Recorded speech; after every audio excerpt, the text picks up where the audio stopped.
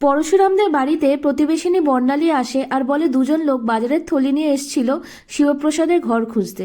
লাট্টু বুঝতে পারে এরা হলো সেই গুন্ডারা যারা ডকুমেন্টস চুরি করতে এসেছিল। টোটিনি জিজ্ঞাসা করে কারা এসেছিল। লাট্টু বলে দুজন লোক এসেছিল, কিন্তু লাট্টু তাদের বলেছিল যে বাড়িতে কেউ নেই, তাই তারা চলে গেছিল। এরপরে টোটিনিরা ঘর থেকে বেরিয়ে গেলে পরশুরাম লাট্টুকে সরি বলে, কারণ ওর জন্য লাট্টুকে আজ মিথ্যে কথা বলতে হলো।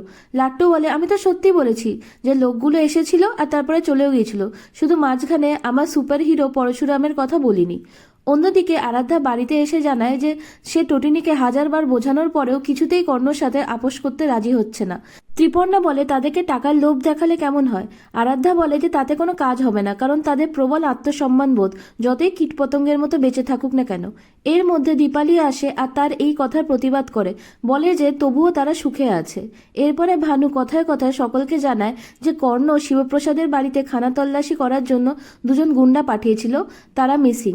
শিবপ্রসাদের চলন বলন খুবই সন্দেহজনক। সে দেখায় এক, করে আর এক। হয়তো শিবপ্রসাদ একটা ধাঁধা আর পরশুরাম তার সলিউশন।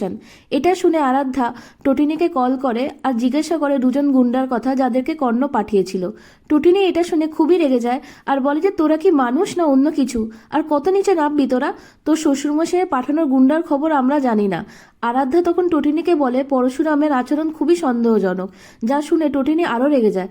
বলে এই মানুষটার সাথে আমি 8 বছর ধরে সংসার করছি, ও একজন বীমা কোম্পানির এজেন্ট। আর তোর শ্বশুরমশাইকে বলে দিস কর্ণ চ্যাটার্জি মুখোমুখি দাঁড়িয়ে এবার ওর সব অন্যায়ের জবাব টোটিনি গাঙ্গুলি দেবে।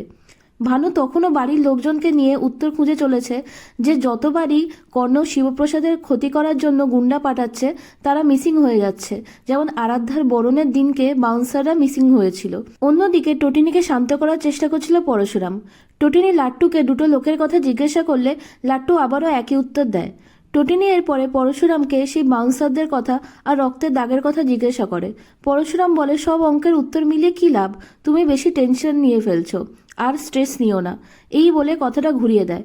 তবে টুটিনির মনে ধীরে ধীরে সন্দেহের মেঘ জমাট বাঁধতে থাকে।